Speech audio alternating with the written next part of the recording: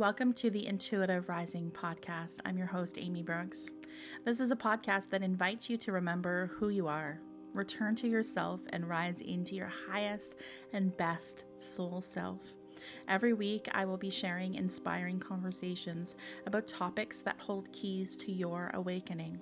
My mission as an international evidential psychic medium, Reiki practitioner, and intuitive mentor is to help you rise into who you were born to be.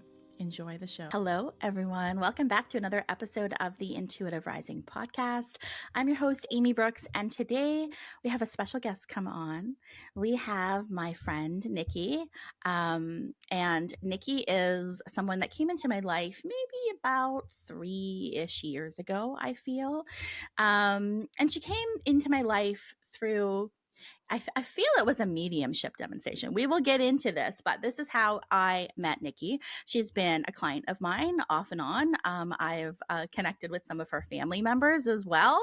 And we've become, I would say friends. We chat outside of this work and we chat and share things about our lives. So we had this conversation a couple weeks ago, kind of about the idea of faith, religion, spirituality, like the how for me, I just don't understand why we can't all just accept everybody's beliefs, like this big umbrella.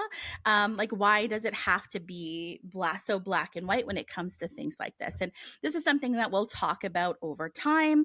I do just want to preface to say that this podcast is not to say one thing is right or wrong. It's just to open up a dialogue and have a conversation from different points of views. And I feel like a lot of the listeners will resonate with what we're going to talk about today, Nikki, because this idea of like spirituality and religion potentially overlapping comes up a lot in my client sessions with the clients that reach out to me and that I end up working with. And so I think it's like a really important thing to talk about right now with where we're at in society. So let's hear a little bit about you, Nikki, before we get into this. Tell the audience who you are. I'm Nikki. You're Nikki. Good answer. I grew up in the Niagara region, moved to Toronto a little bit more than 10 years ago with my husband. So we've been here in Toronto. We have 2 kids and I'm a chef. I've tried very hard not to be one, but as we know, Amy, that's not how it all worked out. So, yeah, that's it. I'm excited to be here and have this conversation. But me too. Thank you so much for, willing to come on and have this conversation.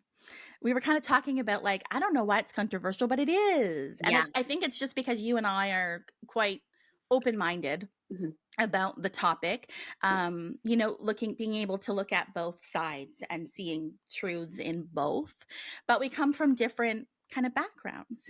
Yes. So for me, I was not raised in the church. I never went to church growing up. Once I met my husband, I remember on our first date, it was a very in-depth first date. We ended up talking about things like this. We asked each other deep questions. And one of the questions he asked me was about faith and religion and if I would be open to raising potential children with religion. And at that time, it was really important to him to do that. And I was kind of like, oh, okay. It wasn't part of my life, but I said, okay, I'd be willing to think about that. And so, we did send our children to Sunday school and we did, go to, what's it called in the summer, Bible camp. So is that the cat again?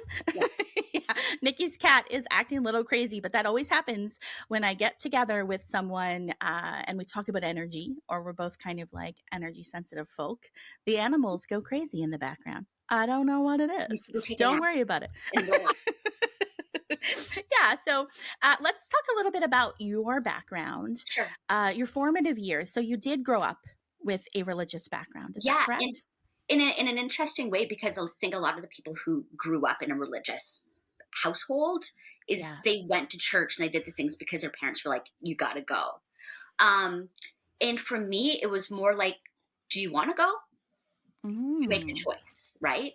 So my grandparents would be like, we'll pick you up if you want to go to Sunday school. And I was like, my friends are there. Yeah, I want to go. So Right. I would go because I had friends there. And then as I got older, when I was 12, my dad died.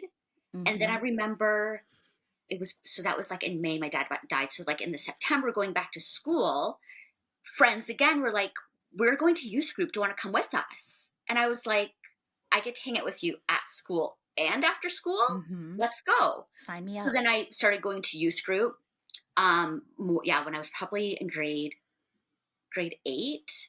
And Mm-hmm. then that continued to go to youth group throughout high school. And then I was going to Bible camp every summer, and was really active in youth group and in church. And I went to New Orleans. I went on a missions trip when I was in grade 12 Did for 2 you? weeks. So Mm-hmm. then we like that was part of just like, but all of the choices I made were mine. Right. So all of the faith that was being built was really something that I was choosing to believe You in, wanted. and Mm-hmm. not based on any adult saying you need to believe this because this is what our family believes. Mm. Um, and then I went to college to cook, and then after Yeah. college I was like, I don't know if I want to cook right yet. So then I went to Bible college. I was there for I just did like a 1 year Uh-huh. program, Mm-hmm. but I went for the first semester, and then I was like, no, I need to cook. So then I stayed on campus and I lived with my friends, but I was Mm-hmm. still cooking. But then I moved out off of campus into apartments, and all of my friends that I was living with and all of my roommates and then friends that I had were all in Bible college. So I was from when I was young, constantly surrounded by friends and some Mm-hmm. family, but mostly friends that had a really strong um, faith and belief. And that was kind Mm-hmm. of like, and then it's continued as an adult, which is Mm-hmm. wherever I go, God's like, here's some people for you that also believe what you believe, and has Right. surrounded me with those people. Right. Yeah. Wow, that's really interesting. But So like, interesting. very. Um, so okay. So it seems like, this was a choice. This was something that you were yearning for and wanting to learn more about.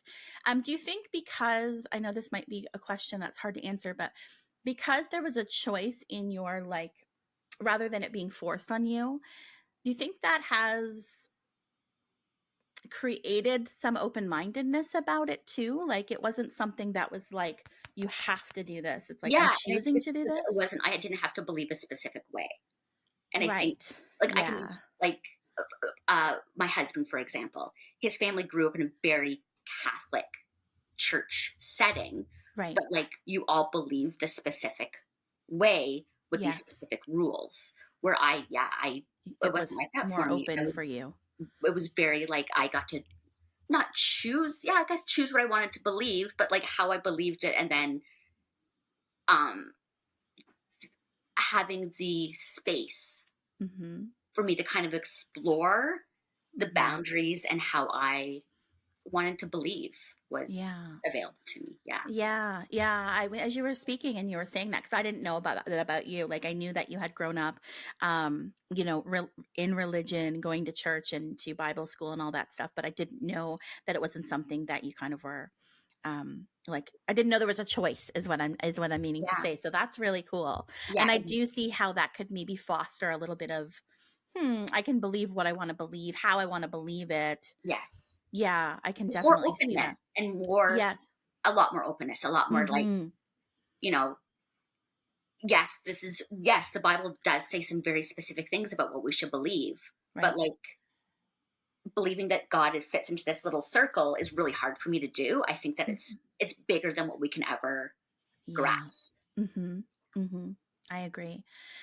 So then I mentioned in the beginning that we had connected through I did a live mediumship demonstration. I feel like this was kind of the beginning of like lockdown, early 2020. Yeah, January Uh 2020, for sure. yeah, it was around that time. So it wasn't even locked down yet, but it No. was it was getting to be that time. That might have been one of my first then, because I only started doing mediumship demonstrations in like January of 2020. So how did that come about? Like, how did you find me there? Like, what led you to even being open to watching a mediumship demonstration? I don't know how it happened. I was thinking about it. Like, Oh. it was weird because it was the end of 2019 when I started noticing numbers. Mm-hmm. And I was like, why do I keep seeing these numbers? And like, why all of a sudden am I paying attention to them? Why am I seeing them? Mm-hmm. What is going on? And biblically speaking, a lot of people are like, signs and numbers and that kind of stuff is kind of nonsense. Mm-hmm. Even though in the Bible, there's some very specific instances of people Mm-hmm. saying, God, give me a sign. I want a Right. sign in this specific way. And God being like, okay, here's your sign, right? Mm-hmm. So I was like, weird, these numbers that I keep Mm-hmm. seeing. And then someone posted on Instagram. It must have been something that you had posted and they shared. And I was like, that would be really interesting to maybe explore that. And like, Mm-hmm. I'm one of those people, I always watched Teresa Caputo, Right. right? I'd Yeah. always watch like back on TLC, my mom would watch it and I'd be like, that's interesting that she can connect to people who have passed away. And I think that's where the interest really peaked because of my dad, right? Passing. Passing when I was 12 and then my stepdad when I was 24. Mm-hmm. So then I was like, well, I think that when, as a child, when you have a parent that dies, the way you grieve is so vastly different than how you grieve as an adult, right? Mm-hmm. And even like grieving as a child and then grieving as a young adult when I was 24, your brain still isn't completely developed, right? Mm-hmm. How you grieve and how you process things is still kind of weird. So then I get to this point where I'm like, late 30s, where I've grieved as a child, I've grieved as a young adult, but I feel like there's something missing. Yeah. So that was happening in my brain, along with all the numbers, along with, I think her name is Alex, I'm pretty sure. She posting something about you, and all of this like kind of coming together and being like, okay, I think this is something I need to explore. I need to Mm-hmm. see. And I felt like Alex is someone who I followed on Instagram and Twitter for a very long time, and trusting and discerning that she wouldn't share something about someone that wasn't good, wasn't okay, Mm-hmm. that Mm-hmm. wasn't a medium that was doing like the cold readings, right? Right. Yeah. So I'm like, okay, I feel like this is where I need to go next. Mm-hmm. So then I followed you. I followed you on Facebook too. I must have, to be able to be a part of that Yeah. Mm-hmm. that reading, and it all kind of was like between grief and needing to process things, and as an adult, it all just kind of like came together all at once. Mm-hmm. A true example of following the breadcrumbs. yeah. Yeah. Yeah. Yeah. I feel like, God, universe, the source, will send us people on our path, experiences, opportunities on our path at exactly the right time we need it, right? So maybe it's just like this exploration, and I'm curious about this and I want to see what this is about, and then it's like insert Amy, right? Yeah, and you've always said that, right? When I've said Mm-hmm. to you, there's people that I know that I think could really use your gift to connect with the lost one, and you're like, yes, I agree, but they might not be ready, right? Mm-hmm. And it was just like I think at that point I was really ready to like connect to whatever I needed to connect to. Yeah, you have to be ready. Yeah. Yeah. And that's why I don't believe in cold readings, Yeah. or if somebody's kind of like, I don't know, and I'm just like, you know what, this might not be the right time. Like, Yeah. it's really Yeah. important. You have to be ready. Yeah. Yeah. Yeah, you have to be ready, and I think it's important. Yeah. So that's how it entered. So you always had kind of an interest, and then it seemed like the right place at the right time, and everything came Yeah. together. Well, because I mean, come on, like as a child, your dad dies, and you're like, it's weird to grieve and to be like, to know that they've died, but Mhm. like as a kid, your brain doesn't like process things the same way, right? Yeah. It's weird. So I think that at one point I was like, I need proof. right? And that's what happened when I finally started following you. I'm like, okay, let's just figure this stuff out. And then if it's nothing, it's nothing, right? If Amy Yeah. isn't able to connect anything, then I've tried that and I know that it doesn't work, and that's fine. Yeah. That's fine. Yeah. I'll move on to the next thing, right? Right. But it was Yeah. something that needed to be explored for sure. Amazing. Yeah. And you know, that was right around the time, like I launched my business in March of 2019, and we all, those of you who have listened to the podcast, know that I didn't do anything kind of like publicly or, Hmm. you know, video wise. It was very behind the scenes, like email, messenger, kind of readings. And that was because I was working through fear Yes. of being seen and judged and crucified by the public, right? Like I really had to work through that. And it was in January of 2020. So it seems like we were kind of going through this similar process at the same time. Where I Yeah. went, you know what? Like the only way to move through this is to move through this. And I just have to trust in myself, in my connection to spirit and God and source, that I will be protected. Yes. And that the people that are meant to be reached will be reached. Yes. And that's all I can do. And so that's when I took that leap. And I imagine you're probably on that like very first one I ever did, I maybe. think so. I think so. Isn't It was that crazy? just like it was January. Like, yeah. Yeah. Yeah. That was around the time that the first one ever happened. Yeah. So I don't often remember, like, I don't hold everybody's reading in my mind because Right. I'm channeling, right? So it's not Yeah. like my brain is creating a memory, but sometimes things do kind of stick with me, especially if there's something I can relate to or is very similar. And connecting to you, I feel like your mom was there that time too, maybe. I can't remember. Maybe it That was a kind of later stuff, yeah. one. Hers was like, I think this first one, it was just me on my own, and then Okay. connected to my dad, Right. my nana, but Yes. more, I think my nana first, but my dad. And Hmm. then I remember I sent it to my mom and my sister, and I was like, you won't believe this. You won't believe it. You won't And believe so it. were they open to the Oh, idea of it? my sister was immediately, and then Right. my mom, I think, like, because she watched, you know, Teresa, Mediums. she the Yes. medium stuff, um, that she was like, I mean, after they listened to what you said, there's like you can't not believe it. Yeah. So, like for listeners, like when I would do these Facebook like demonstrations, and sometimes I don't do them so much on Facebook anymore because there are so many trolls over Yeah. there. But it's funny because recently I've been thinking about just going, well, you know, screw that. I still need to reach those people, so I'm thinking about doing some more of those. But you know, I'll do them on Instagram. Sometimes I'll do them on Zoom by invite. And the thing is well, on Zoom I can see who's there, but when we're doing it on Facebook or Instagram, I don't know who's watching me. I just see in the corner like 88 people, you know, but I don't know who they are. So I'm just sitting there looking at myself, Yes. connecting to spirit Yeah. and setting my intention to connect to someone that is connected to who's here. Yeah. So it's a huge leap of faith That. for a medium to do that, right? And there's no way, you know, when people are like, oh, she Googled you before, she's reading your body language. It's like, I'm not seeing you. I don't know you're here. It was giving me goosebumps right now. No, Me too. it, Nothing. no, no, and we Yeah. hadn't you didn't know who I was. You didn't know, and I think that was, I think a lot of that was you saying, "Can you just respond so I know whether, like, I'm on the right path?" Like there was a Mhm. lot of like wanting that, like wanting like the connection, right? Mhm. But not being able to see us. Yeah, no, you saw no, Mhm. no. There's no. It was just a lot of typing at that point. Mhm. Yeah, Yeah. Crazy.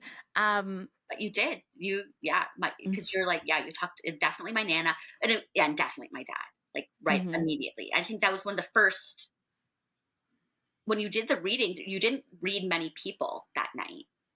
I think it was only a few of us Yeah. because it was so difficult because we had to type. We weren't talking. So it took some time. But yeah, Mhm. Mhm. there's Mhm.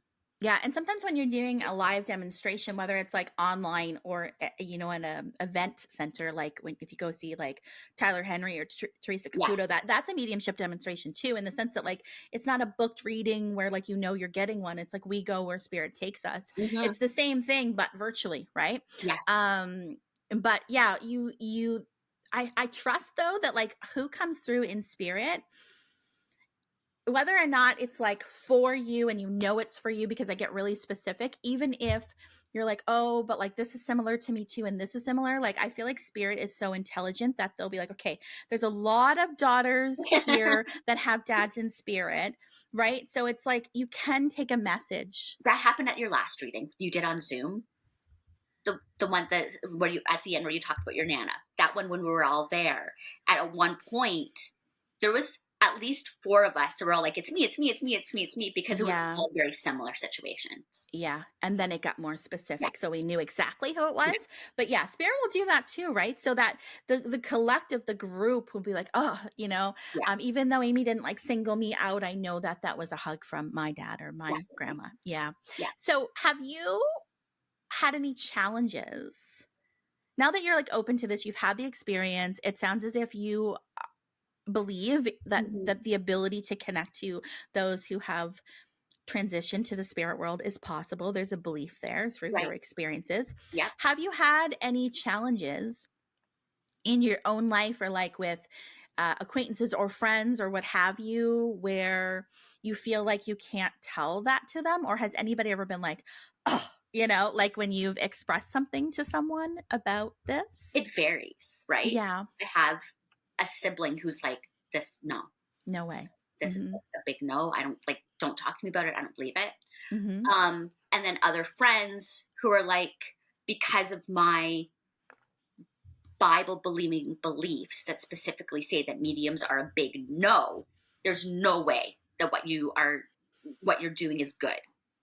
Right. And that seems to be the challenge. Like the Bible says this, so how can what Amy or any other medium is doing be okay? Be okay. And it's hard because there's very specific instances, biblically speaking, where they talk about mediums. Mm-hmm. And God's like don't mess around with that. But I think that that's when it comes down to discernment Yeah. and understanding between what the Bible, yes, is specifically saying versus what you are actually doing. Right? I think in the Bible it says, like, and the word medium that they're using is a person is like actually possessed by a spirit, Right. and is talking, whereas that's not what you do. That's not what I'm doing. and No. you are so clear, I think, constantly through all of your messaging to make it like as clear as possible for everyone to understand that you set such strict boundaries with spirit and with the spirit world, being like, this is what I am doing and everything else is not happening. Not welcome here. Right? So Mm-hmm. I think that's where this conversation is important, because of how you communicate with people who've passed on versus in the Bible where people were possessed is Right. not By the same spirit. thing. Yeah. No, it's not the same thing. No. No. And it doesn't help that, like I people like Teresa Caputo, like I think she is a genuine medium. I think she is extremely talented, but she is on, a TV show, right? So I feel like there is a level of entertainment to some things, Right. right? And that does a little bit of a disservice to people like me. Like this is my vocation. It's not a hobby. Right. It's not entertainment for me. Right. It's very much a healing modality. For sure. So there's so many misconceptions just in general. Like you have to think of like the archetype of, like, say, the witch. I'm going to do a whole episode on this closer to Halloween, but like the archetype to a witch or the archetype of a psychic and what's kind of been ingrained in our collective like understanding, and belief system of what, like a charlatan, or like, ooh, and then there are people that are like that do this work. Yes, there are, but there are people that are very different. For me, this is like more like therapy with a twist. It's like therapy with like a little bit of like support from the spirit world, a lot of support from the spirit world. Mm-hmm. No, it's I agree with you. And I think that, oh my goodness, yes, I think all of your conversations you've had in the past, like, couple of months about grief in general is like it's like you are counseling people through their grief, right? Mm-hmm. With the help of of the spirit world, who and their loved ones who have passed on, that you then can bring in, and you can connect to them, not be possessed by them, but to connect No. to them. But I think that the most important thing is that the people understanding the boundaries that you set Yes. to the spirit, to any spirit part of the spirit world that you connect with, Absolutely. and how specific you are with what is Mm-hmm. okay and what you are definitely not okay with, and that yeah, you make those boundaries very clear to us when you talk to us, but I think even more so as you are connecting. Yeah. I didn't realize, like, because that's something that I don't like consciously, like, it's something that just kind of comes out of me that I say, and I've really kind of built the framework of my reputation and my business around it. But it's not something I sat down and was like, must, convey the importance of this. It just is Yeah, inherently me. yeah, And I think people can feel that. yeah. And I You think can feel it. because it is inherently you, and because of the place where you come from, that it's good, right? And that you've made Yeah. it very clear that, like, the possession, the other evil nonsense that is often connected with mediums, you are like, Hmm. I'm not any part of that, and I will It never. ain't me. It Yeah, ain't me. That's not me. Yeah. yeah, Yeah. Yeah. And the spirit world has definitely kind of reinforced this with me, because that's like where the fear of judgment and things come from me. Like when I really sit down and I dissect like my procrastination, or why I don't do certain things, and why I'm nervous of, moving forward a little bit sometimes with what I want to do and what I want to offer, it comes down to that feeling of judgment or persecution, yes, of people not understanding. But, God, source, the universe has said multiple times, Amy, you have to show them, like, otherwise they're going to assume, right? yes, You just have to, and the people that will get you will, like Nikki, yeah, will be able to see your light and be like, yeah, she's cool with yes, me. And yes, anybody who's not ready for that, or that's not a part of their journey in this lifetime, that's okay too, yeah. right? But in order to even find those people, I have to do the thing. Yes, I feel like it's Yeah. weird. It's a weird analogy, but it's kind of like when you're trying new food, right? You can't just say, I don't like watermelon, and never taste it. You Yeah. have to have it and taste it, and then be like, yeah, no, I don't, I know that I don't like this, right? I think that experiencing a mediumship reading is very similar, where I understand why people are hesitant, because it's because of the misconceptions, because of the thousands of years of persecution, right? Of people Yeah. being like, these people are bad, Mm-hmm. right? But then once whether you're there watching you do the reading or experiencing yourself, it's your opinion can then be formed. Yeah. Mm-hmm. But it's a matter of doing it, right? Mm-hmm. Taste the watermelon and, like, experience Taste Amy it. Just before you see it. form an opinion. Mm-hmm. I think that's Oh, important. I love this. So yeah, so there has been some challenges. It's Yeah, interesting. of course. Yeah, This yeah, of Yeah, course. this conversation that we've had, that spurred the idea to come on and talk about this, came about because I received a comment on a YouTube, an episode of this Yeah, podcast. It's not my first, it certainly won't be my last, but from someone who was kind of outraged, that I do what I do, or I'm helping other people learn to empower themselves. I think the actual comment was around manifestation. So the person had said, like, you're not God, you can't manifest, right. right? And so this spurred on a conversation in my Instagram stories about this, and me genuinely just kind of going, I don't understand, like, I just genuinely don't understand. Because they don't know you, They right? don't know me. And to I judge you based on nothing, based on really not knowing you at all, it's not fair, right? Yeah, because I there had been another comment like a month or so before that, where somebody was like literally quoting verses from the Bible and things like this, and I had responded and I said, just a question, did you like even listen to this podcast? And they're like, no, you just came up in my suggested Yeah. things. I'm like, huh, okay. Anyways, we ended up having a conversation. I'm learning that my reactions to things like this aren't as, like, I'm not taking it personally really anymore, which is a sign of growth because this would have made me cry probably a couple of years ago. Right. Yeah. But now I'm just like, interesting, let's have a conversation. So Yeah. we're having a conversation back and forth with these YouTube comments. And this person actually said, you know what? Like, I realized this was kind of like a crash course. Like, I definitely shouldn't have said what I said. I was triggered by something and I apologize for that. I actually don't know who you are at all. I Mhm. just really want you to go to heaven. And I was like, thank you for that, you know?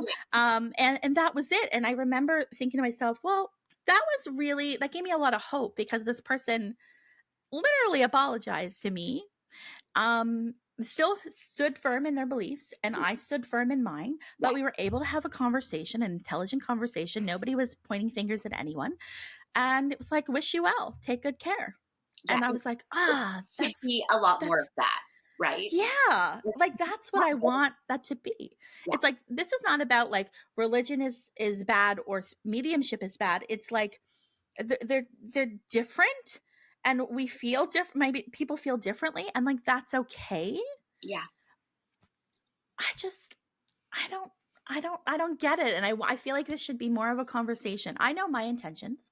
I know the people I work with um know my intentions, and Yeah. that's really all I need. So I guess the message here is if you like are someone listening who is a budding psychic or intuitive or whatever it is you're doing, you're interested in this, but you have a religious background or you're fearful of what people will think, I think it's important that you discern with yourself, Mhm. you stay aligned with yourself, and if it's showing up for you, it's something to explore Yes. and just be open to the exploration and don't get so far ahead of yourself thinking like, what's going to happen from it. Just step by step, Yeah. right? And Let's see what happens. I think that as we are given, like, everyone is given it, like, in your belief with God, as like spiritual gifts, right? They're given. Mhm. There's so many of them. Yeah, Leadership, let's talk about that. right? Yeah. And but I think that I don't know. I can't imagine. I can't imagine God giving you this gift of mediumship and someone being like, no, it's bad. Yeah. Like, it's really hard for me to understand why just because we have been told that something isn't specifically a spiritual gift, that it can't be, Mhm. right? I think that I can't imagine you doing what you do and it not being something that God has given you the ability to do. I agree, and Like, yeah, and that's something that I've had to move through limiting self beliefs and knowing that that's my truth and that's what I believe. And I have shared with you, I know I have that, although I wasn't raised with religion and church, it's something that I always kind of yearned for, like my husband was like you in the sense that he was given a choice. His mother always went to church, his grandmother always went to church, but him and his sister were given the choice. Like, you wait until you're, when you want to make the choice if this yeah, is what you want to do versus not. We got married, with the pastor, all of that kind of stuff. And we went to marriage like readyship course through the church. We took our kids to Sunday school. And I was always yearning for that connection. And I'd go to church and like I would often be moved to tears just with the collective energy of like when they sing and it's like, oh, I'd just be there like bawling. But I never got what I wanted. Like I never felt what I needed. And I can honestly say that like doing this work and connecting to what I feel is God yes,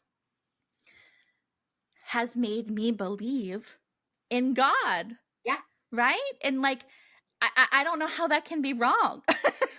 Like being yes, tapped into myself and connecting to myself and connecting to spirit has made me know that there's a creator without like it's absolutely with no doubt. yeah, Whereas 5 years ago I'd have been like, no, there's nothing. We die and you know, that's yeah, that's it.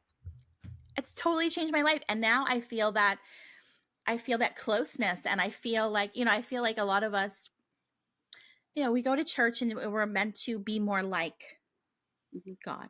right? To live our life like that. Is that not what we're meant to do, right?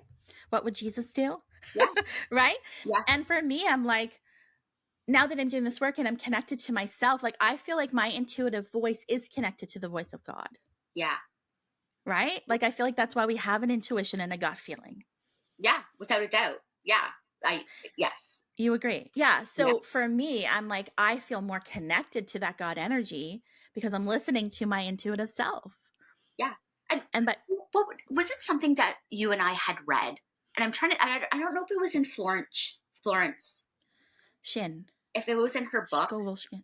but about like, yes, your intuition is basically the voice of God guiding you. Yeah, it might be in that. I'm thinking, Yeah. I tried to reread the beginning again when I was reading through it last week.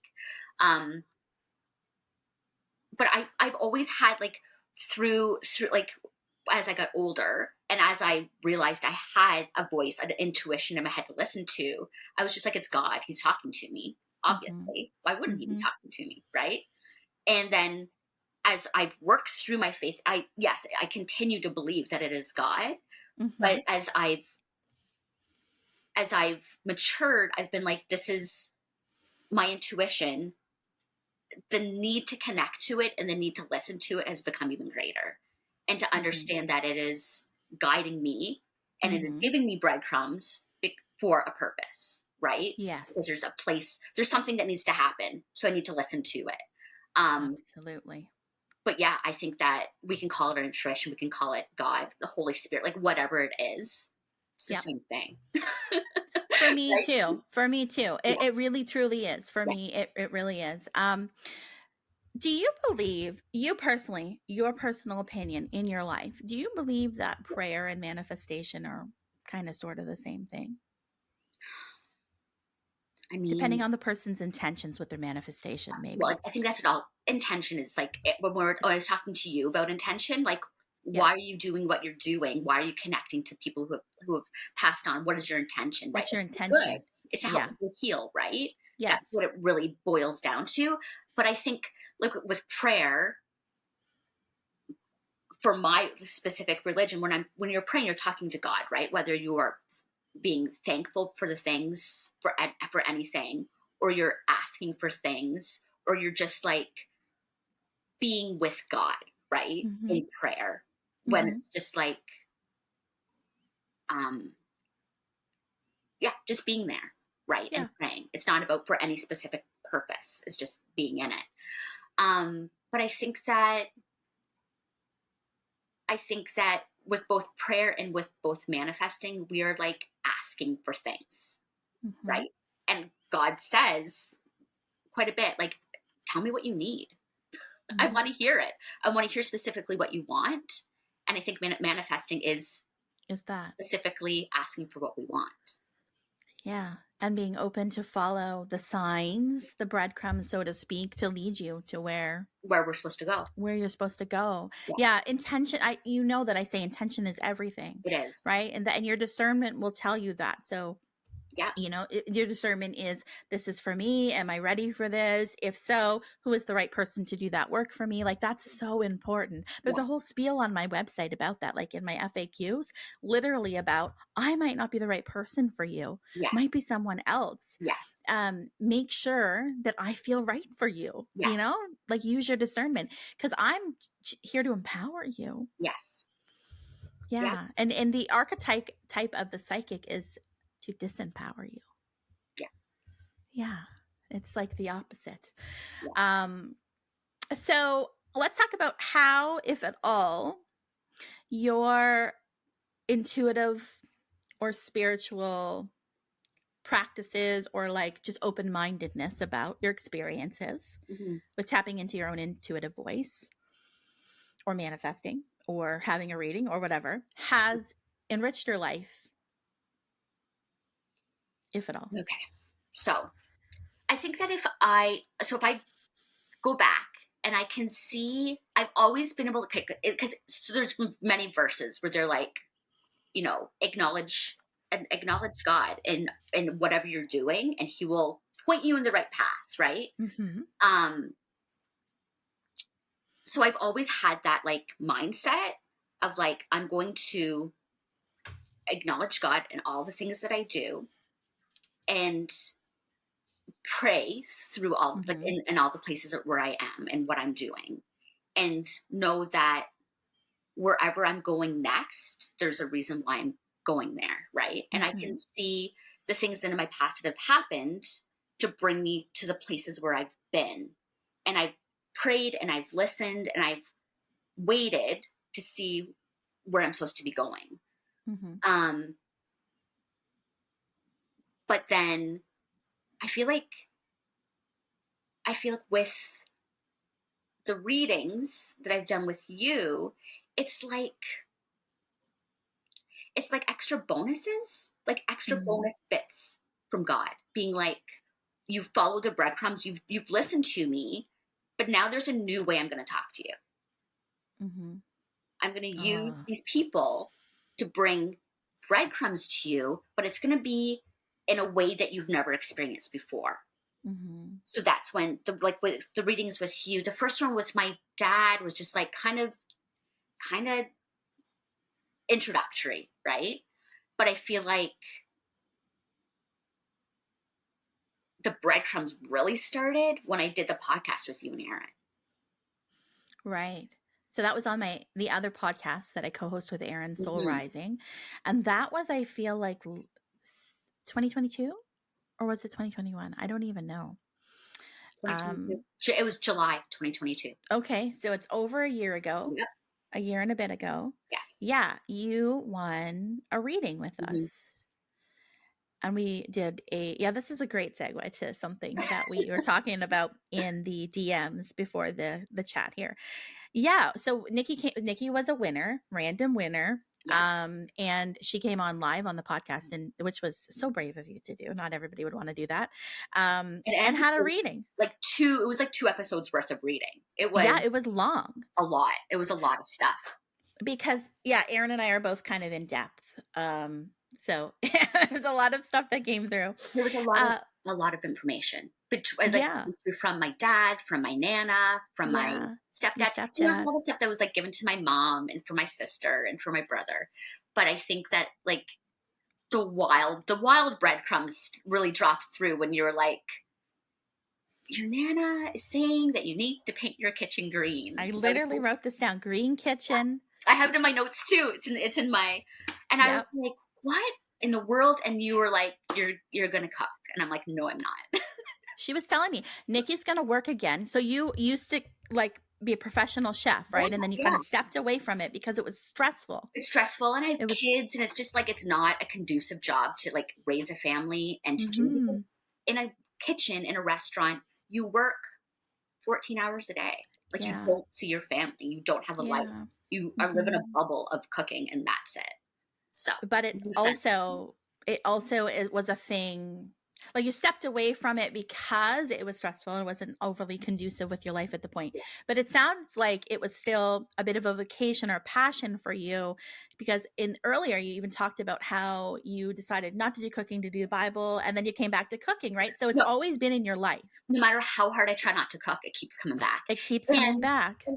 And the people who are around me, like my really close friends, are always like, "How come you're not cooking?" Yeah. Come. Why aren't you? I didn't know that about you, right? Because I didn't have like a personal relationship with you. And I was like, your grandma was saying you should paint your kitchen green. And that was weird because your sister had already had painted her kitchen or had green paint and was going to give you the leftovers. Green like months before. Right. Yeah. Which is crazy. And then she was like, Nikki is going to be working with food again professionally. And you were like, heck no, grandma, sorry, like not doing that. And I was like, I'm sorry, but she's like adamant. This is what she's saying to me. Right. And then what happened? Well, I laughed. Like if we go back and read and watch that podcast, I am laughing through a lot of it. Because you're like, this is ludicrous. And what I'd been doing is working with families, and doing a little bit of cooking, but like really helping keeping their lives organized. That's what I was doing. And I was like, I love this. I get to go and organize someone's life. I love it so much. So I'm like, no, I don't need to cook. I'm good.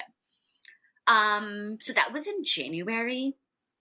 We did the podcast in September. Or was it July? Oh, sorry. July. Yeah, July July we we did did the the podcast. podcast. Yep. And so then it was like early September. That's when cardinals started showing up. That's Mm-hmm. when like numbers were like crazy. I'm like, what is happening right now? And I was on my phone the one day, it was like Saturday morning, and someone had posted about a casting for a cooking show.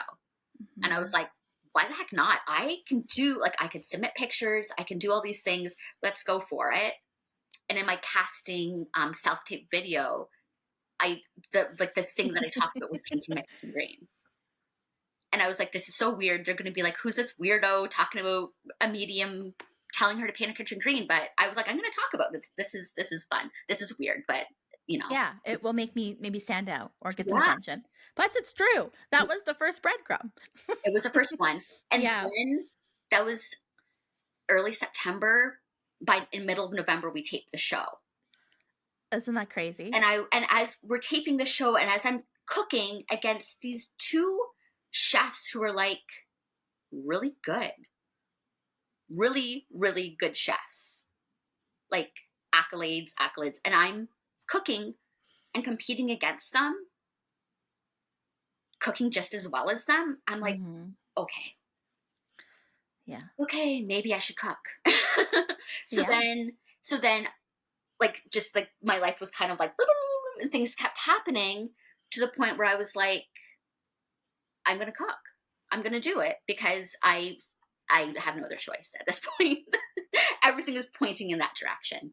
So then I did like a little dinner club with some families once a week, and then I joined cooking, and now I have like a restaurant, like essentially in my kitchen in my house where people can order Right. from me. So it's cooking like Cookin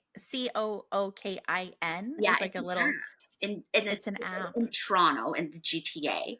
And it's just like right? Skip the Dishes or Uber Eats where you download the app, you input your address, and it tells you what restaurants are available to you. And you can order when they're open, or you can place a pre-order ahead of time, which is nice Mm-hmm. for the chefs because especially when you're cooking in your own kitchen, if you can be as prepared as possible, it makes everything easier because you don't have a whole kitchen at your Right. disposal, right? You only have some Mm-hmm. space. But yeah, and now people can order my food. I just launched a new menu, which is Mm. Thursday will be my first day cooking it. So It looks incredible. I do not live in the GTA. If I did, I definitely would be a regular. But yeah, when I see you post on your Instagram, so your Instagram is pantry-ish, pantry-ish. right? Like a pantry and then an ish on the end. Yeah. So everybody, we'll put that in the show notes so you can go ahead and support Nikki and give her a follow, see what she's up to. And if you're in the GTA, you can support Order. her. Yeah. Order. Yeah. Try it out. But like the There's videos you so many. post of the food is like, oh my God, Yeah, next level. it's So cool. I feel like beautiful. it's like a nice compromise. It's such a compromise because you're not working in like a busy kitchen. You are, it's in your own house, but you can, there's some controllables there Yeah, too, I can right? shift when I want to work. I cannot work when I can, this weekend is Thanksgiving and I can go and enjoy Thanksgiving with my family. And not have to worry about like finding somebody to cover your shift Yeah. or But I yeah, can working still, through it. Thursday, Friday, Saturday, like a restaurant, I'm open and people can order from me. And there's so many other really good chefs too that have like, there's a lot of really, really talented people, but not everyone has the financial capacity to open a restaurant too, right? Well, Absolutely. it's like Yeah. really like a good compromise for me as a mom. I can take my kids to school. I can be at home prep during the day. At night, I can open the restaurant, but I don't have to open a restaurant. So Yeah. That's amazing. following those And breadcrumbs led me there. all because your grandma said, paint your kitchen green. What? You thinking? Why? Why? Yeah, and be open to, working with food professionally again. Because the feeling she gave me when I was connecting to her that day was like, this is Nikki's vocation. Like, this is your vocation, Amy, and this is Nikki's vocation, right? And so it's going to keep showing up and showing up Yeah, until she's that's empowered to know that she can make this work for her. Like, she doesn't have to do it traditionally, hmm right? And that is something that you talked about in my higher self reading. Did I? Tell Mhm. us about that. You What told did I say? you were very specific about how there's going to be paths for me available, right? I'm going to be walking down this path, and how I'm always supposed to take the new path. You're like, no matter Okay. what, take the new one, take the new Yeah. path. But there's also going to be times when the path that you're taking is going to seem familiar, but it's going to be a different version. You're going to do something you've done before in a different way. Yeah. Here we It's are. just tweaking it. Yeah, like spirit gives me that all the time. If it's your vocation, it's your vocation, and like you can take a break from it, but more often than not, it's like just tweak it. Yeah, Make it work for you. do it in Like a different adjust way. your sails. Like that's all you have to do. Because I feel like so many of us, we know that thing. I was just thinking about this the other day. I was thinking about how we know when we're kids or like, pretty young, what it is that we want to do. Mm-hmm. We might not consciously go, I want to be a chef, but like we know we enjoy cooking, Yes. right? And for me, there was like obviously a lens with spirituality there for me. People here know my story if they've listened to the podcast and know me. But for me, it was always about writing, right? I was like, I'm going to grow up. I'm going to be like a New York Times bestseller. That's something that I still have to do. I still have to get this book out there Exactly. in the world, but I will. But it will happen. But I knew that from a very young age. And my daughter, who's 17 now, almost 18, she's like doing co-op in high school, which is something I didn't have to do growing up back in Nova Scotia, but here in Ontario, it seems to be Yes. a thing. So she is doing her co-op currently at a bakery because she wants to work in a bakery. And I've been helping her with some limiting self-beliefs like, oh, mom, I can't make a living making food and cooking for people. Yes, you can. Yes, you can. And I was looking back and like scrolling through old videos that I have of her when she was like 6, 7 years old. And there's one video and I say to her, Abby, what do you want to be when you grow up? I want to have a bakery. Aw, I love it. And I'm like, you knew it. You Yeah, knew it way back then. We yeah, know it. We yes. know it. No, Wouldn't it be such, yes. sorry, Everyone in my family knew I was going to cook they until all knew it. I was in high school. And Yeah. I said to my mom, I want to go to culinary school. And she was like, you do? Are you sure? And I was like, yeah, yeah, yeah. Yeah. Yeah. Yeah. I feel like, wouldn't it be an amazing world? And maybe this is where we're heading. Let's hope. Let's set our intentions to, instill this in our children and in the younger generations. Like the thing that you're really, really good at, Mm-hmm. your vocation, you can be successful with that because people can feel that it's your passion. People can feel that it's a vocation for you. They can feel the energy. Definitely. And, if our society begins to support people's vocations, imagine People the doing fulfillment people would have. yeah, like the enjoyment, the fulfillment that you get from doing something Yes, that you that you love. yeah, And knowing that you can be successful by doing it is, definitely. yeah. Yeah, that's something I feel like is happening. I think I see it in the kids. I see it in the younger generations. Can you see that in your kids a little bit? Like, Yeah, I know they're a little younger than mine. no, but B is very like there's things that I know that she's all about like gems and stones and Mm, rocks and geodes. Like she loves that kind of stuff. Where I'm like, go for it, like explore it, like let's figure it out. But also I also remind them that the life, like how the world is now versus how it's going to be in 15 years when yeah. they're getting jobs, it's going to be different. So to Mm-hmm. like explore what they love doing, but they don't need to have their specific profession set. Mm-hmm. Just to enjoy what you enjoy. Ruben and his computers and I have no idea what he's talking about most of the time, but I'm like, you love it, go for it. You do you. Right. Yeah. Yeah. But you don't have to like say, I want to be this when I grow up, because who Mhm. knows what the You world could could be like in change. 10 years. Absolutely. Yeah. Yeah. But I do feel like we have a little glimpse of something that Yes, could be our vocation, definitely. right? Oh, Yeah. definitely. Yeah. Oh, no, I was having a restaurant in my kitchen when I was very young. Mhm. I can see Random this. I things. can see it I in my mind's I eye. was cooking in the microwave because we didn't have a kitchen for a really long time when I was growing up. So I'm like, what can I learn how to cook in the microwave? I was making cookies and cakes and, you Yeah. just do what you I got to had do. a whole cookbook actually. That's funny. It's like unlocked a core memory of mine.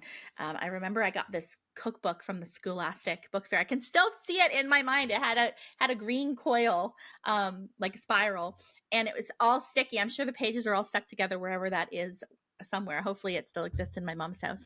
But yeah, it was like microwave stuff. So it was like I'd make these like I don't even know what they're called, but it's like cocoa and butter and oats. You Yes. know what I mean? Yes. And then, Yes. Yes. it's like no bake. And then you Yes. put them on the, and you put them Yeah. in the fridge. Yep. Made those so Good old much. microwave cookbook. No, we have Good instant old. cookbooks, but the microwave, that was a big deal, right? Like, Yeah. you cook in the microwave, you can do anything, really. That's like so speaking to our generation. When we grew up, it was all about putting stuff in the microwave. But one more thing that kind of reminds me of, I talk about themes, right? I talk about things kind of coming in themes. Like when I was connecting to you in the beginning, I remember there was a theme where I was like, I just kept connecting to people who had lost their dads, right? I had lost my dad too, and it seemed Yes. like that was something that was happening a lot. The theme as of lately, which really coincides with this topic, has been religion.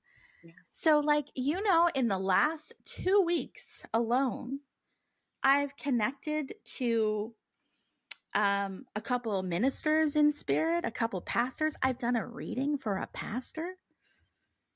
Like, isn't that crazy? Yeah, and I think it's just the beginning. It's just the beginning. And I'll tell you, like, the pastor that I worked with, I didn't know she was pastor, obviously. It's just, I don't know anything about her. She's just sat in front of me like you are right now. And I did a reading, and I brought through her grandfather. And all of a sudden I said, do you work in the church? And she was like, She did, like, she's not somebody that gave me a lot, which was good, but she was just like, And I was like, okay. And grandpa did too. And she's like, And he started telling me all these things, like that he was a minister and she's a pastor and she's following in his footsteps and she will become a minister too. And how proud he is of her and all the stuff he was bringing through, like a special bench that they have in memory of somebody that had just passed that was a member of the church, and brought all that up. And she was just like, and so at the end, she said to me, you're right. I'm a pastor and he was a minister. And I was sitting on doing this reading for over a year, but you came highly recommended to me in a grief Facebook support group. Yes. And so it took me a year to muster up the courage. And I did. And I only told one person because I wasn't sure what anybody would think about it.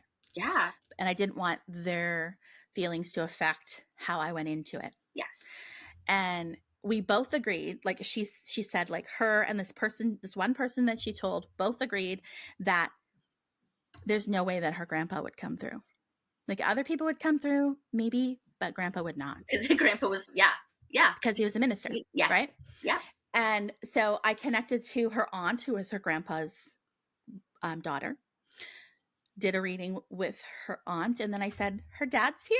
And then he started telling me all this stuff about the church and himself and his life. And she was like, oh, right. And at the end, she said, I have to tell you what you're doing, what you are doing, you personally, is a gift from God. Yeah. And I know that because my grandpa would not talk to you if you weren't okay with God. Yes. Yes. And that was the most, it filled my heart. It healed something in me I didn't know needed healing. Honestly, I cried big, juicy, wet tears after that session because I'm like, I didn't know I needed to hear that, but my God, I needed to hear that. And it was so beautiful. And God knew that you needed to hear that. And God knew I needed to hear it. Yeah. Yeah. I think so. Definitely. I really, really do. Definitely. And I think that the theme of pastors it's not going to stop with you. But I think that the theme of grief is also like it, right? It's it right now. Yeah. Yeah. Oh, yeah. Grief. Yeah. Forever. But I just mean my own personal grief because I've been talking a lot about it because I just lost my nanny in May. Yeah. But yeah, even on Sunday, like I shared that I did an unexpected well, it wasn't unexpected. I was supposed to do a reading on Friday night. Oh. And yeah, I shared this on my Instagram, but our listeners might not have heard it. It's a good one. It's a good one. It's a good little story. And it does have to do with this topic, I swear. So I had a reading booked for Friday night and my whole family's kind of been a little bit under the weather, and Friday night I wasn't feeling very well. And I just thought, you know what, like maybe this is the beginning. Maybe I'm coming down with this cold that everybody has too. Thankfully I haven't yet, but I just wasn't feeling very good that night. So I was going to push through. Like I went the whole afternoon feeling kind of crappy and going, nope, I'm going to push through. I'm going to be fine. It's too late notice. I can't do that to the client. No, I'll be fine. I'll be fine. And I heard my own inner voice said, reschedule the reading. It will make sense in time. And I went, all right. I always listen to that. I always do. It never steers me wrong. So I emailed the person And they're like, no problem. That's completely okay. It actually kind of works good for me. And I was like, okay, awesome. And then normally I would look at my calendar and I would offer the most, the the next availability date is what I'm trying to say, which could be a month away, right? And that's normally what I would do. And in this case, I heard offer Sunday, which is very weird because Yeah. I don't work weekends and I never have. Yeah. And I was like, but I didn't even like go, I just went, how's Sunday? And he's like, this coming Sunday? I'm like, yeah, Sunday, October 1st. How's such and such a time? Okay, that sounds good. And so we do the reading, and then it's like intuitive guidance and mediumship. We move into mediumship, and his grandpa came through very, very, very clearly. And his grandpa was like, tell him about today. Talk about today. Today's special. Talk about today. And I was like, today's special? And he's like, and then grandpa was like, they were at church today. They had a service in my memory because this is my death date. What? And I was like, I said this to my client and they're like, I start crying. Oh. And he was like, thank you for, having a service in my memory today. And I went, do you know how significant it was that like we rescheduled for today? Like, anyways, I was like, I'm obviously following a breadcrumb that I didn't even understand. Right. Like, and then we then moved into speaking to this person's pastor who had passed away. Wow. And the messages that came through with him, like he just walked right on through and he was beautiful, like such healing validation. And I know that that's a reading that potentially is life-changing based on the things that came through, not just because of this religious connection, but because of the things that came through and the things that the client was struggling with and what these two men had to offer. Yes. It was such an amazing thing to be a part of. I will never forget it. But yeah, I was just like, what is it with the pastors and ministers in the last 2 weeks, huh? Like, what's going on? But and I feel like it's encouragement. No, and it is for you to like, yeah, encouragement and encouragement for other people who are perhaps hesitating talking to you because of their beliefs, right? And being like, I want to connect with my grandma who's passed away, but the Bible says no mediums allowed, right? and then like hearing this proof, right? Where pastors have come through, where pastors do come to you and connect to you. Specifically too. It's not like they're just saying, hey, I'm here. Like, it's like talking to me about specific things that they would have said to this person, like it's not guessable. It's not general. No, none of your evidence is general. None of it's general. You brought through the very first reading from my dad that still is like this thing that I think about, that is the wildest thing, is that I had like a candle like that right behind me with old wax in it, and I'd poured the hot water in it and I'd let it sit in the kitchen, and I was going to scoop the wax out of the top and clean out the candle holder to reuse it. And my dad talked to you and specifically said about me being in the kitchen with hot water and wax. Yeah, I know. What? I know when people go, oh, it's you're just, and it could apply to anyone. I'm like, really? When was the last time were you in the kitchen today with hot wax and water? No. Like, I remember you talking about it being like, this is so weird. And I don't know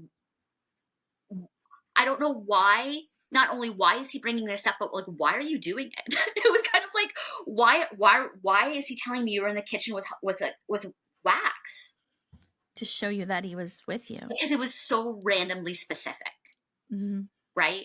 And for me, that was all I needed. Right.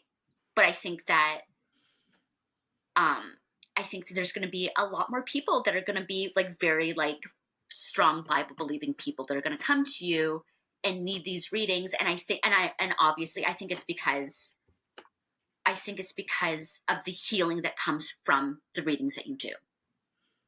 Right? Because grieving alone is good, right? Working through your grief is important, but like being able to connect with someone who has passed on and then them use you to give the proof or give the comfort that is needed is so healing and so necessary in a lot of people's grief process. Mm-hmm. I agree. So I think that these pastors coming to talk to you is like God being like, okay, we're ready. Like, let's level up. We're expanding. We're ready for this now. Yeah. Yeah. We're ready for this as people. Yeah. And I think you're going to see more mediums Yeah. come out of the shadows. I think you're going to see more people And like myself yes. that work with light and good intention and have a belief in God. Yes. They're going to be like, you know what? This is who I am and this is what I can do. Yeah. Yeah. I love it. Thank you. And the intention is good. Right. Intention is good. I can tell you, I'm a big scaredy cat. If I have no, and I believe in karma too, and so there's no way that I would do this work knowing that I was doing something wrong or feeling like I was doing something wrong. But can you just talk just for like a little bit more specifically about the intentions that you set as going into a reading, and the boundaries that you set with spirit in general when you go places, but like how you know in your soul, in your heart, in your mind, in your spirit that like what you are bringing through is good. Does that make sense? Yeah. So okay. I think okay. So let's see how I can answer this. I know that what I bring through is good because I feel it, you know, like I feel like you can feel when something isn't good or isn't aligned. Has there been times when you felt like this is not good, I need to get out of here? Not since I have started working professionally, no. Okay. But in the past, you've been like... in the past, yes. Yeah. In the past, you know, because before the kind of, you know, puzzle pieces click together where I realized that, hey, I'm a medium and I can communicate to people that are on the other side. Before that happened, I was still a medium, just without the awareness and without the tools. So I was just this big open sponge that just picked up on stuff all the time. And I did pick up on darkness. I used to be somebody that would dream. I just talked about this yesterday with a client. I was trying to help her because one of the things I do as well, besides the intention, is I give people the tools so that they know that they can also connect to their loved ones. I think that's important. Yes. But we were talking about bringing through things that might feel negative, or she, like I, was someone that in the beginning dreamt of things happening and they weren't always good.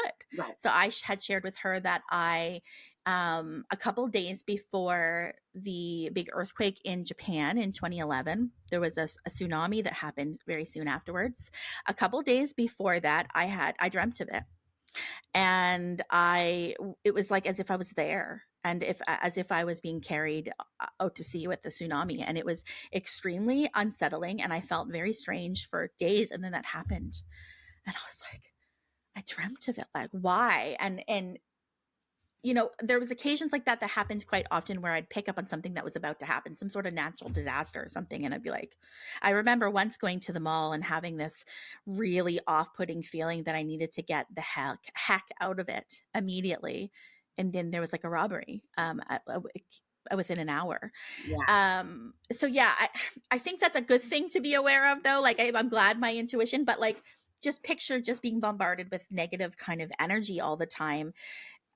I felt like I was going to lose my mind, you know, like I felt extremely stressed out and like, what am I supposed to do with this information? It's not like I can stop a tsunami from happening. Why do I need to know this? I did learn once I began to work with my own intuitive gifts and skills that I can set boundaries with spirit. So my boundaries, when you ask me what are my boundaries, I don't want to connect to things that I can't prevent from happening. Right. Because that just makes me feel disempowered and worried and scared. Right. And you don't want to go into reading scaring other people. No. Right. No, because what a medium is feeling, like we could very easily project that onto somebody else, right? Like, so people, you know, this is where discernment comes in, because if you're connecting to somebody who has maybe a medium that, you know, has good intentions, but has a lot of fear-based messaging inside or limiting self-beliefs, might very well project that out on you because that's their truth. Yes. Right. Yeah. So for me, it was about setting my intention when I started doing this work that I was not here to prove myself to anybody. That was very important to me. I'm not an evidential medium because I want to prove it to people. I just find like when you have that information, it's potentially more healing. Right. It's through the intention of that. Um, Yeah. So the intention of healing people is. it's always the intention of healing. It's always the intention of align me with the people that are meant to be impacted with this message or with this work, whose loved ones are kind of, nudging them towards me, like make this happen. I had this happen with a client yesterday, the same client, where something came in specifically, like a name and a word that came in, and we couldn't connect, like I couldn't connect it to the people I was connecting to in the reading. But then afterwards she goes, by the way, so that name and that term makes a lot of sense, because though that's been coming into me lately. So it was like an ex-spouse of Mm, hers, his father's name came through and X came through, right? And she's like, that's significant to me because I've been dreaming about this X and his father for days and I don't know why. And it's not like he was there with me, but it was like, I feel like it came up because it was a way to show her that she was intuitively connected. Because before this even came up, I said, you're a medium, right? mm, I could feel it. But yeah, basically what I said to her is I wouldn't go out and like seek this ex out and say like, hey, by the way, yeah.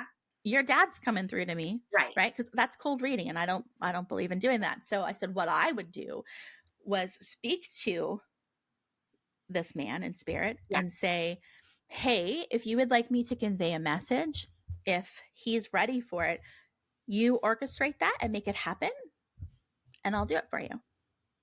So like that's my intention too, right? Like I'm not someone who's going to DM you and be like, hey, Nikki, do you want a reading? Yeah. No, because when you're working with the spirit world and you have this intention that I only want to work with people that feel good to me, it's okay to say that, right? Like I want to help people, but I also want to know I can help them. Yes. Some people you can't help because you're not aligned with them. Yes. So I'm like, make sure that you are aligning me with people that I can positively help, and that I'm going to feel when they walk away that something's changed within them for the better. I want to leave them better than I found them. So because of that, I've never had a bad connection. That's important, right? You've set a very clear. That's my intention. Yeah. I don't want to chase. No, thank you. I don't want to do that. I don't want to. And you're not sitting like when a celebrity has passed on, channeling them, right? You know why I don't do that? I don't agree with that. Unless you're related to that person, Right. why do you need to connect to them? Right. Why do we need to channel Elvis? But I think that leave Elvis alone. That comes yeah. But that comes down to intention, right? Yes. Right. What is the intention in the work you're doing? It's not entertainment. It's not to entertain. Yes. It's to heal. I think that's like that's exactly it. Yeah. Yeah. Thank you for pointing that out. It's not something that I've thought about recently, but yeah, I would never sit down and connect to a celebrity unless a relative of a celebrity booked a session with me. Right. And that's sure. because you've set that intention to be like to heal. Yeah, you orchestrate it, you figure it out. And when that person is ready, what needs to be said, it'll happen. Yeah. Yeah. But otherwise, why? Yeah. Well, that's what you see, like TikTok and all the rest where they're connecting. I know. I'm like, why are you doing it? What's the point? For what? It's not helpful for anyone in any way. Right? It's a proving thing. Yeah. It's like it's ego. Yeah. Yeah. Which is and you see that a lot in my line of work, right? Which is why discernment is so important. Yes. It's so important. Thanks for bringing that up. But yeah, my intention is just to connect to people that I'm meant to serve. Yes. I'm big on the ripple effect. So I'm like, who can I impact in a big way? Send those people to me. I trust that they're always going to find me. They've never not. They always find me. I mean, look, even pastors and ministers are finding me. Right? To you. So I feel like that's like because of your intention, because of the goodness, because of why you do it, they will continue to come to you. Yeah. Does that answer your question? Like in terms of boundaries, like it's kind of like I don't connect to people I don't need to connect to, like for entertainment. I'm not purposely looking to connect to anything dark or like paranormal. It's not to say that they don't exist, but they're not in my life. You've set that boundary too, right? Where you're like, I don't want to see dead people Thank you very much. I don't want to see them with my eyes either. Yeah. I don't want my dad to be sitting in that chair right there and look like he's physically in that chair. You've That would scare me. Yeah. That's a boundary. Yeah. Yeah. And when people are, there's a lot of people that are doing this work that I feel like do not have those boundaries set in place. Right. Like, for instance, I had a coworker, an old coworker of mine who is quite religious and has kind of towed the line with having a reading. And like a lot of our mutual friends has had a reading, and she's even gone so far as to book one, but then she's like, I can't. And she backs out. Right. It's been like years and years and years of this conversation. And I'm just like, you'll know when you're ready, or maybe you'll never be ready. Okay. But it's okay. Like, this is not about me. I'm not taking it personal. But she was telling me about how there was another coworker that went to see a medium who apparently is like very well known and quite gifted in their area. And that medium told the coworker, so your sister in the next 2 years is going to get cancer and she'll be gone within 6 months. What the heck? What's the point of that? Why would you say that? It brought tears to my eyes and it made me very angry. No. There's no amount of goodness or healing in any of that information. No. You know, and I used to set a boundary. It's not to say that like I won't be truthful. Right. I'll be truthful, but the intention that I set, I literally say it out loud before I connect in somebody's session. Help me channel Nikki's highest and information for Nikki's highest and best self. Yes. Only information that's helpful and healing. So it's not to say something negative couldn't come in. It could, if it is helping you heal. Yeah. And if it's going to protect you. Yes. Right? Yes. Reach the ice, because somebody might slip and fall. And I've said that to you before. I said, please be careful. Put some ice down, because I feel like what's coming in is potentially there might be a fall. And so you were proactive. And there was a fall. And there was a fall, right? And I think once I said something about somebody getting their fingers jammed in the door. We were and then it happened. No, but that didn't happen. But I was like, Amy said this is a possibility. So please be careful. Be careful when they're shutting the door. Okay. Mm-hmm. Mm-hmm. But it's always in a helpful, not a scary, doomsday kind of information. Yeah. Yeah. Yeah. And I used to hesitate. Like, I used to have a boundary around all health or body information. Right. So for years, somebody was like, hey, are you a health intuitive? No. Right. And it wasn't to say that I can't connect somebody's body or health, because I do. Yes. No, you told me I need to take magnesium, and I didn't. And I brought up leg cramps or something. I didn't listen to you, and I've had cramps for months in my leg. And did it work when you started taking it? When I take the magnesium, it works. But if I don't take it, then Yeah. But I was nervous because I'm like, because of experiences like I just brought up, where it's like, oh my God, this person said they're cancer, but like, I don't want that information. So I always said, no, like I'm not going to connect to health related questions or body related questions, anything else, not that. And what was interesting is a spirit was trying to open me up around that, because in readings, eventually I'd start to pick up on things about people's health. I remember once I was like connecting to somebody and I was like, there is so much inflammation like in your stomach and blah, blah, blah. And I was bringing up all these symptoms, and she's like, yeah, I have Crohn's disease. And I was like, and like, but it was helpful. Like what I was bringing through and saying about what was helpful. And so I'm like, I see what you're doing. You're trying to get me to look at this information, to trust you that you're not going to bring me something scary. Yes. You're not going to bring, you're just going to validate something about someone that's helpful. Yes. And that they need to know. And how would you, I feel like it's just like more evidence. And that's how I view it. But it was just like, hey, trust me. Like, when have I ever lied to you before? Never, So it's just, and by the way, those of you that are listening to the audio and not seeing the video, I'm pointing up to the sky as if I'm talking to God. It's just about trust, and continually it's about trust. I keep opening up to new things, new information. Talking about religion and religious beliefs is certainly something I wouldn't have talked about a year ago publicly.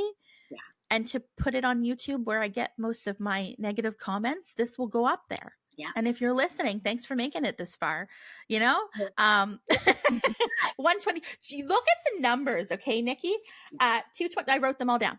222, 444, 555, 1717, 1818, 23, 23, and 41, 41. That's the and times that I looked down. Yeah. Yeah. I looked down and we had all those repeating numbers today. So we've had so many synchronicities. And even since we were talking about doing this episode, there's been multiple examples of things that have come up about it. No, it's even when I opened up Facebook last night and there was a friend that I went to Bible college with had posted something that was it is what we were talking about today. You can't make it up. It was like, I took a screenshot of it and then I commented. I'm like, I took a screenshot of this just so you know, because it is exactly. But basically, he had posted what someone else had posted. And I think that the line that really stuck out for me is that we will believe so many myths about those who we already decided we are against. Mm-hmm. And I was like, oh, yes. Let's hear that again. We will believe so many myths about those who we've already decided we are against. And I think that is like the myths and the misconception that we have been given for thousands of years about mediums is sometimes, I mean, some of the myths are true. Yep. Right. But I think it's safe now that we can be in this place where we can see who you are, and Aaron and Natasha and Sean Leonard. Like, there's many people that we know now that are using this gift for good, and they're not being possessed by demons. No. Right? Like, let's just take a moment and like really use our discernment, use the information that we were given to think, right? Is this exactly? No, it's not. It's all about discernment, right? Because I love this, because it's almost like if you're judging someone like already, you don't even like when I said to that person, do you even like, have you ever listened to me? Do you know anything about me? Did you actually listen to this podcast? No. It's kind of like trust yourself to be discerning about me. Yes. Trust yourself. Yes. Like, and I'm honest, like, I'm not going to be for everybody, but I am going to be for some people, and the people that I am for, I know that I'm going to positively impact because that's my intention. Yes. And you know that God, creator, universe, whoever will bring them to you. You trust. I know that. And you fully, firmly believe and have faith in that. And that it's vital, right? Absolutely. Absolutely. And I know and trust in what I believe. Yeah. It doesn't matter what anybody else thinks of me, really. Yeah. But at the end of the day, it's about what I believe. Yeah. And the myths that we were taught and have been taught, they don't have to be true, right? We can see the good in people and the healing that they can bring to things, to people. Yeah, I think that's important. Just and in general, like, just discern and trust yourself. You know, it's kind of like somebody said, I saw this thing before that was like, you know, we used to be kind of nervous about people that were all like tatted up. Yeah. But now they're, you know, now they're our doctors or our chefs or, you know, like whatever. Yes. Psychologists, right? They're our psychologists, you know, that just, it was a myth. Yes. It was just a stereotype. It's a horrible stereotype because they dye their hair, because of what piercings, then that means that they aren't capable people, right? Because you connect to people who have died. It doesn't mean that you are an inherently bad person. And it's wild. Like, it's wild to me that is something that we're still thinking and believing. You know, like, I've had someone who was like, I wouldn't say like we got to friendship status, but we were definitely like acquaintances. And like would chat and hang out and you know, confide in each other. And the minute that person found out that I was a medium, it was a hard block. I'm gonna cross the street when I see you. It's just unbelievable to me that's such a strong belief. And I'm like, You liked me enough. Like, you thought I was a good person. You trusted me with your children. Yeah. You can't trust yourself. You know, you knew I was a good person. Like, what is this? We have to move through it. So I'm so glad that you came here. I think we're blocking ourselves from, just in general, this is not just to do with mediumship or psychic abilities. Like, people that we go into, you know, the stereotype, or we're judging them, we have preconceived notions about them. We have no idea what we're missing out on. Yes. None. Yeah. And yes, absolutely 100%. Like what you just said, I agree with. Yeah. I think that if specifically with you, I think a lot of people are missing out on some very necessary healing that needs to happen that you can bring to them. Thank you. You're welcome. Thank On you. that note, thank you everyone for listening to this extra long one. But I think it was a beautiful conversation. I think it was a valid conversation and something that we need to talk more about. Yes. Well, thank you so much, Nikki, for you. spending the morning with me. It's been good. It's been fun. It's been great. If you're a listener, Nikki is the one that I shout out quite often. I'll be like, oh, I think in one of the episode that comes out today, I might have given you a shout out too. I think so. Yeah, I do it quite often. Mm-hmm. It's good. Yeah. Okay, everyone. Thanks for listening. Take good care. If you have enjoyed this episode, please consider hopping on over to wherever you listen to your podcast and giving it a 5-star review. Thank you so much in advance. If you'd like to keep in touch, please head over to my website, theintuitiverising.com, to keep up with all the things that I have been doing. I also have a private Facebook community for people just like you. It's called the Intuitive Rising Community. All you gotta do is request to join, and I will let you in. Keep rising.